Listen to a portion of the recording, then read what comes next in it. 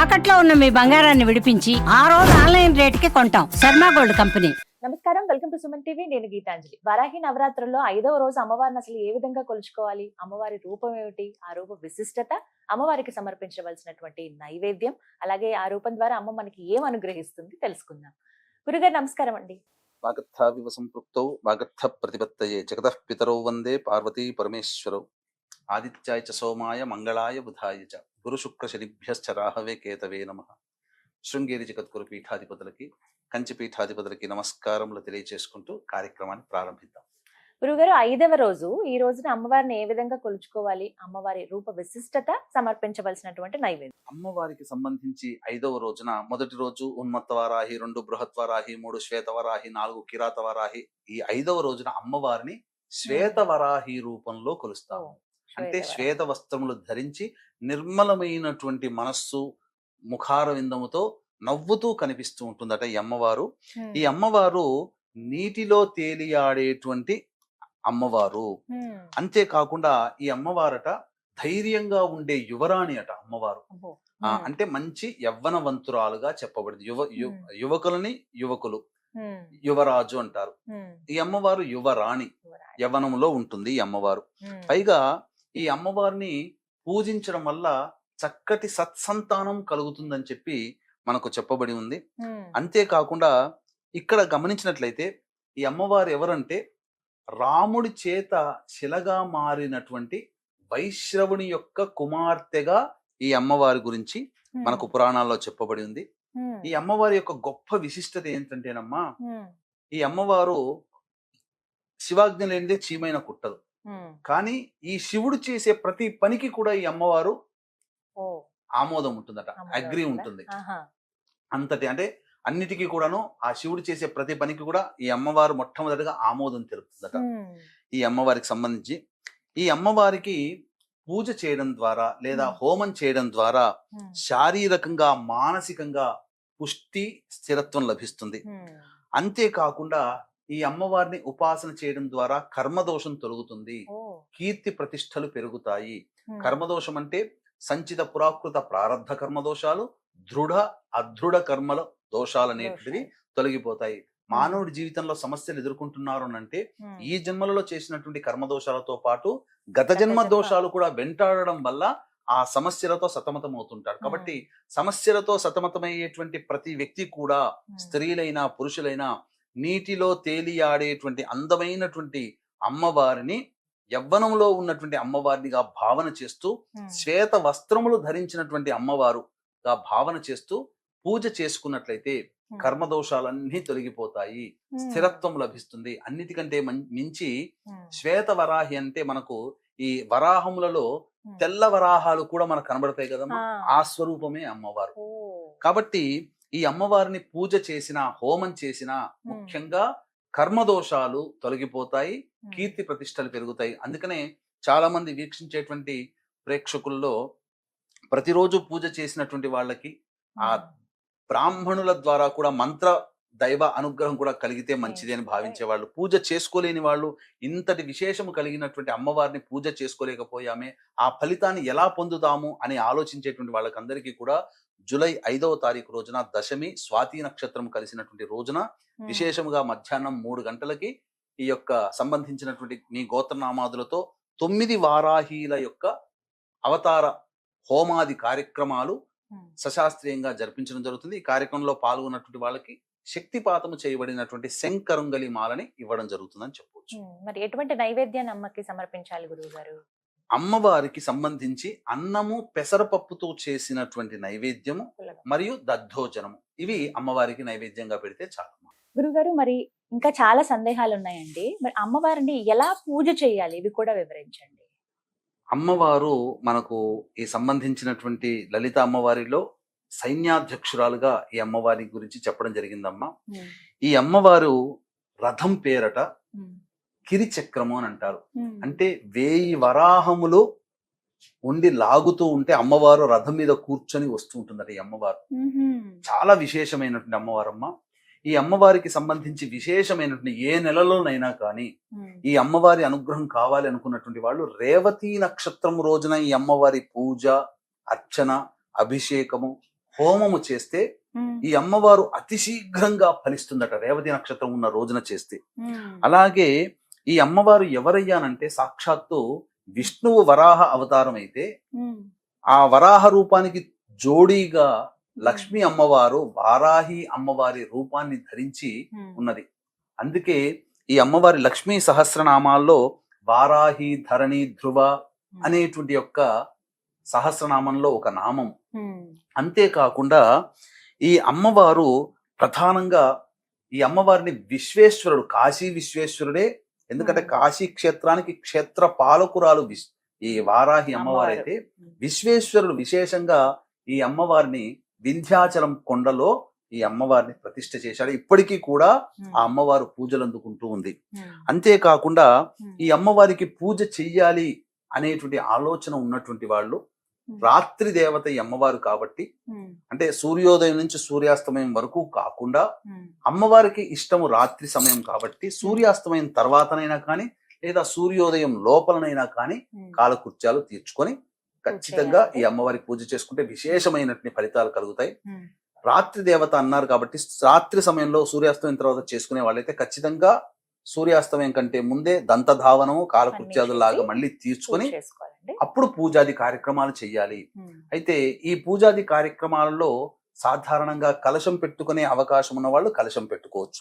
కలశం పెట్టుకోకపోయినా మాకు ఆచారం లేదు అన్న వాళ్ళు చక్కగా ఈ అమ్మవారికి సంబంధించి చిత్రపటాన్ని పెట్టుకోవాలి. అయితే శక్తి ఉంటే ప్రధానంగా మొట్టమొదటిగా శ్రీచక్రము కానీ లేదా లలితా అమ్మవారి చిత్రపటము, ఒకవైపున కుడివైపున ఈ దండిని దేవి అంటే వారాహి అమ్మవారు, ఎడమ వైపున మంత్రిని కాబట్టి రాజశ్యామల అమ్మవారి 3 చిత్రపటాలని పెట్టి చేసుకుంటే చాలా విశేషమైనటువంటి ఫలితం కలుగుతుంది. లేదా అమ్మవారి చిత్రపటం ఒక్కటి పెట్టుకొనైనా కానీ పూజ చేసుకోవచ్చు.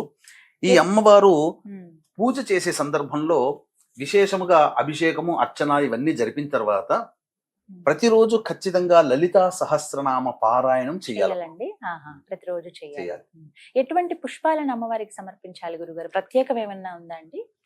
ఈ అమ్మవారికి ప్రధానంగా పుష్పములు అనేటువంటిది నీలి రంగు పుష్పాలతో అర్చన చేయాలి.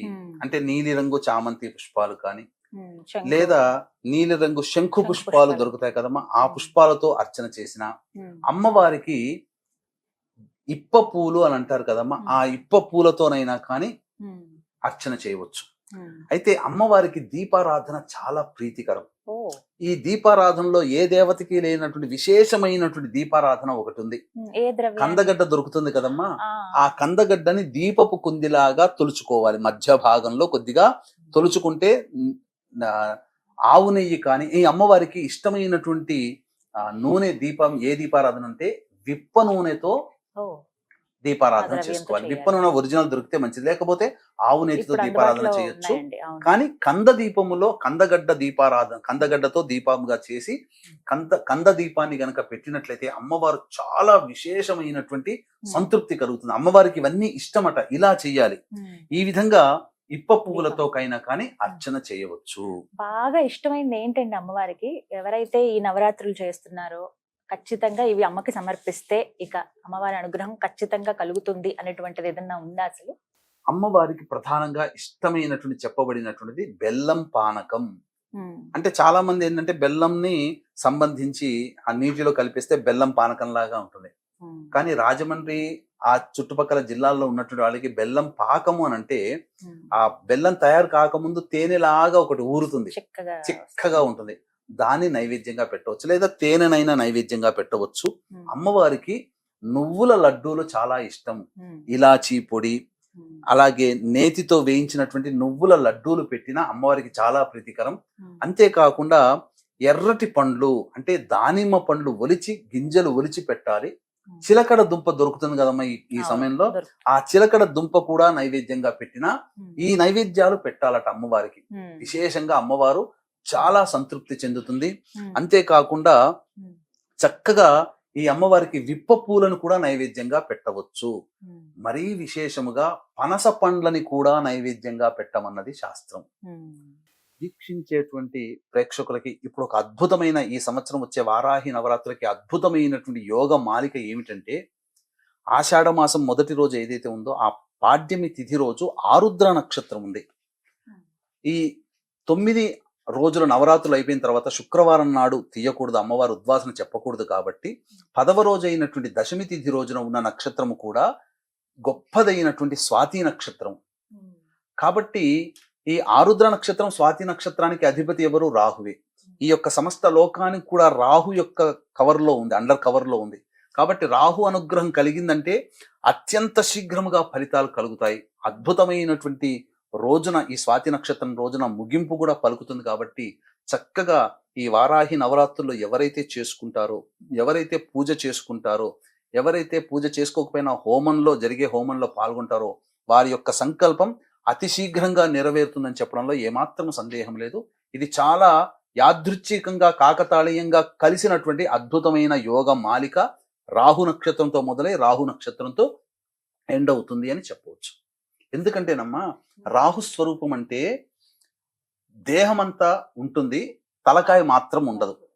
వారాహి అమ్మవారు కూడా ఈ సంబంధించి చూసుకుంటే దేహమంతా స్త్రీ రూపం, కేవలం తలకాయ మాత్రం వరాహ రూపం. అలా రాహు స్వరూపముగా మనకు అమ్మవారు ఈ సంవత్సరం అనుగ్రహిస్తుంది. గురుగారు, అమ్మవారికి ధూపం అంటే చాలా ఇష్టం అని విన్నాను. ఎటువంటి ద్రవ్యాలు వేయాలి అందులో? ధూపం అంటే కేవలం మనకి మార్కెట్లో ఇప్పుడు దొరికేటువంటి ధూపమేనా? అసలు ఎలాంటిది ఇష్టం అమ్మవారి? మనకు ఏ దేవతకైనా కానీ ప్రత్యేకంగా అసలు అమ్మవారు అంటేనే ధూప ప్రియురాలు. కానీ ఈ ఒక్కొక్క అమ్మవారికి కొన్ని కొన్ని వస్తువులు వాడమని చెప్పబడి ఉంటే, ఈ వారాహి అమ్మవారికి చెప్పబడినటువంటి ధూప ద్రవ్యాలు సాధారణంగా బయట దొరుకుతాయి.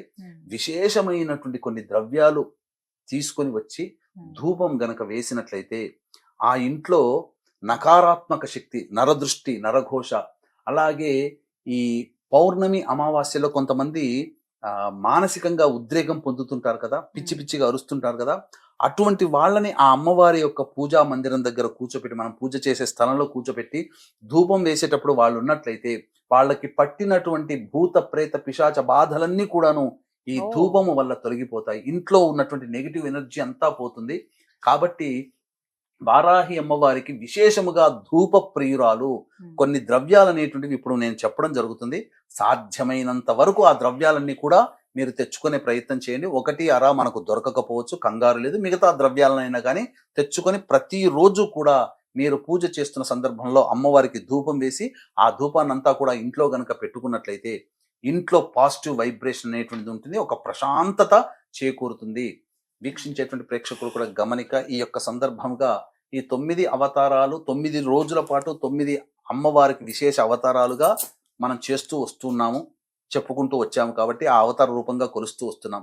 కాబట్టి ఇంట్లో పూజ చేసుకున్న, హోమం చేసుకుంటే చాలా మంచిది అని చెప్పి భావించేవాళ్ళు, ఈ 9 రోజుల పాటు మనం పూజ చేసుకోలేకపోయామే, మనకు ఆ అమ్మవారి అనుగ్రహం ఎలా కలుగుతుందని చెప్పి పరితపించేటువంటి వాళ్ళకి చక్కటి తరుణోపాయంగా జూలై 5వ తేదీ రోజున దశమి స్వాతి నక్షత్రం కలిసినటువంటి రోజున మధ్యాహ్నం 3 గంటలకి మీ గోత్రనామాదులతో ఈ 9 వారాహి అమ్మవార్ల యొక్క హోమాది కార్యక్రమాలు జరిపించి శక్తిపాతము చేయబడినటువంటి శంకరుంగలీమాలని మీకు అందివ్వడం జరుగుతుంది. ఈ యొక్క కార్యక్రమంలో ఆ 5వ తారీఖు మధ్యాహ్నం 12 గంటల లోపల మీ గోత్రనామాదులు నమోదు చేసుకోవచ్చు. ఇక హోమ ద్రవ్యాలు చెప్పడం జరుగుతుందమ్మా, చాలా జాగ్రత్తగా వినండి. గుగ్గిలం అంటే తెలుపుదైనా నలుపుదైనా కానీ, యాలకుల పొడి, ఇలాచీ పొడి అంటారు అది, అలాగే పసుపు పొడి, మరియు తెల్ల గురివింద గింజల పొడి, తరువాత తెల్ల ఈశ్వరి వేరు మనకు ఆయుర్వేదం షాప్ లో కానీ పచారీ షాప్ లో కానీ దొరుకుతుంది. తెల్ల ఈశ్వరి వేరుని పొడి చేయడం, ఆ పొడి అయినా కానీ, తెల్ల జిల్లేడు పువ్వులు తీసుకుని వచ్చి నీడన ఎండించి అది ఆ ఎండించినటువంటి తెల్ల జిల్లేడు పువ్వుల యొక్క పొడిని, మిరియాల పొడి, మిరప పొడి, శొంఠి పొడి, మొత్తం ఈ 9 రకాల ద్రవ్యాలు ఎన్ని కుదిరితే అన్ని తీసుకుని వచ్చి ఆ యొక్క ధూపము గనుక అమ్మవారికి వేసినట్లయితే, మండుతున్నటువంటి ఆ బొగ్గు మీద వేసినట్లయితే ఆ ధూపం వెలువడుతుంది. ఆ ధూపానికి అనేక రకాలైనటువంటి దివ్య శక్తులు వారాహి అమ్మవారి యొక్క అనుగ్రహం కలుగుతుంది. ఈ వారాహి అమ్మవారి 9 రోజుల పాటు చేసిన తర్వాత హోమం కూడా చాలా విశేషమైనటువంటి. హోమం చేసుకునేటట్టయితే తోక మిరియాలు, తెల్ల ఆవాలు, పనస పండు అనేటువంటిది ఆ హోమ ద్రవ్యంగా వాడవచ్చు. ఇక అమ్మవారికి తాంబూల సేవనం అంటే చాలా విశేషం కాబట్టి సుగంధ భరితమైనటువంటి ఇలాచి, యాలకులు, జాజికాయ, జాపత్రి, పచ్చకర్పూరం కలిపినటువంటి తాంబూలాన్ని పెట్టి ఆ తాంబూలాన్ని ఎవరైనా తీసుకోవచ్చు. అంతేకాకుండా ప్రధానంగా ప్రతిరోజు కంద దీపం పెట్టవచ్చు. ఆ పెట్టాలండి. కంద దీపం పెట్టినటువంటి దాన్ని మరుసటి రోజు ఉమ్, వాడుకోవచ్చు ఇంట్లో. ఉమ్. మా ఏ కూరల్లో రోజుకి ఆ రోజు లేదు పెట్టుకోమని. 9 రోజులు అదే దీపం వెడుకోవచ్చు. అలా అయినా కంద దీపం 1 2 అనేటువంటిది ఎవరి శక్తి కొలది వాళ్ళు చేసుకోవచ్చునమ్మా. ఉమ్. తప్పకుండా ఈ చెప్పినటువంటి విధి విధానంగా ఎవరైతే చేసుకుంటారో ఆచరించాలి. సంపూర్ణమైనటువంటి అమ్మవారి అనుగ్రహం కలిగి, ఆ వారాహి అమ్మవారి అనుగ్రహంతో మీ యొక్క కోరికలు సత్వరముగా నెరవేరి సకల శుభాలు మీ జీవితంలో కలుగుతాయని చెప్పడంలో ఏమాత్రం సందేహం లేదమ్మా. చాలా చక్కగా వివరించారండి. అసలు అంటే చాలా మందికి సందేహాలు ఇవన్నీ కూడా ఎలా చేసుకోవాలి ఏమిటి అని చెప్పి చాలా వివరంగా తెలియచేశారు. సంతోషం గురుగారు. చూశారు కదా, చక్కగా ఈ 9 రోజుల పాటు మనమైతే పూజలు జరుపుకుంటాము. ఏ రోజుకి ఆ రోజు ఎలా కొలుచుకోవాలో అమ్మవారిని తెలుసుకున్నాము. అలాగే గురువు గారి ఆధ్వర్యంలో జూలై 5వ తారీఖు అండి, ఇక 10వ రోజు, అది దశమి, ఆ రోజున విశేషంగా వారాహి హోమం నిర్వహిస్తూ ఉన్నారు. 9 రూపాల్లో అమ్మవారిని ఏ విధంగా అయితే కొలుచుకున్నామో 9 రోజులు, అలా ఒకే రోజున ఈ 9 రూపాల హోమాలనే నిర్వహిస్తున్నారు. ఎవరైతే భక్తులు పాల్గొనాలి అనుకున్నారో స్క్రీన్ మీద గురుగారికి సంబంధించిన నెంబర్స్ ఇస్తాను. కాల్ చేసి ముందుగా మీరు వివరాలు కనుక్కుని అలాగే మీ పేరు గోత్రం నమోదు చేయించుకోండి. హోమంలో పాల్గొనండి. నమస్కారం.